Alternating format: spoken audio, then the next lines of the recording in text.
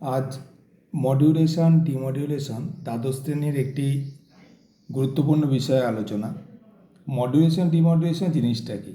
আমরা যারা টিভিতে পিকচারগুলো দেখি, অডিও এবং ভিডিও সিগন্যালকে তার ছাড়া যদি আমরা দূরবর্তী স্থানে প্রেরণ করতে চাই, তাহলে একটা রেডিও ওয়েভের সাহায্য নেওয়া হয়, মানে একটা বাহক তরঙ্গের সাহায্য নেওয়া হয়। সেই বাহক তরঙ্গ বা রেডিও ওয়েভের সাহায্যে আমরা যখন কোনো সিগন্যাল পাঠাই, তাকে আমরা কী করি? ট্রান্সমিটার দ্বারা সুপারপোজ করি, মানে সংকেতে পরিবর্তন করি।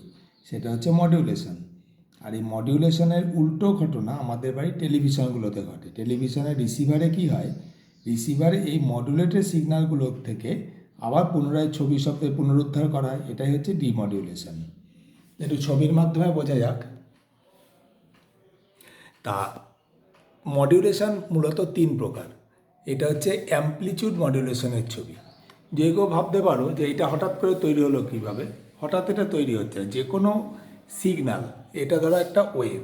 এই ওয়েভটাকে আমরা যার মাধ্যমে পাঠাই, একটু আগে একটা কথা বললাম ক্যারিয়ার ওয়েভ, যার মাধ্যমে পাঠাবো এটা হচ্ছে ক্যারিয়ার ওয়েভ, ঠিক আছে? আর এইটা হচ্ছে আমাদের সিগন্যাল। এই সিগন্যালটা বিভিন্ন রকম মডিউলেশন করা হয়। যখন আমরা ভিডিও দেখি, তার করতে হচ্ছে মনে রাখবে অ্যামপ্লিচিউড মডিউলেশন বা এএম মডিউলেশন।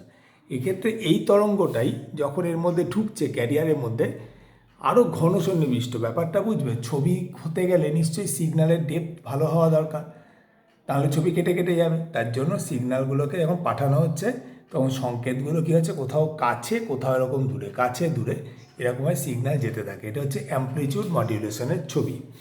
অ্যামপ্লিচিউড মডিউলেশনের ছবিটা ডিটেলস করে যদি আমরা বলি, তাহলে এই যে একটা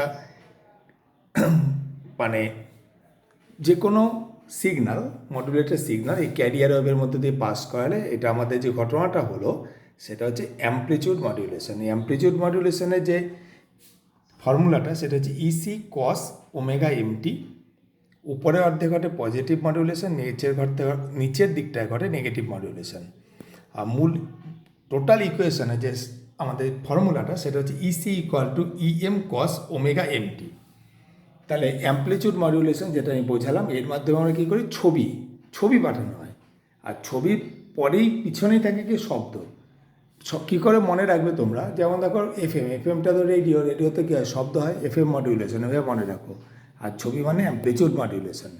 এফএম মডিউলেশনে কী হয়? ওই একইভাবে বাহক তরঙ্গটা, আমাদের মূল তরঙ্গ যেটা বাহক তরঙ্গ, যে রেডিও ওয়েভ, তার মধ্যে প্রবেশ করলে সেখানে সিগন্যালগুলো ঘন সন্নিবিষ্ট হয়। কিন্তু মানে আমাদের যে ভিডিওর মতো এরকম ঘন হয় না।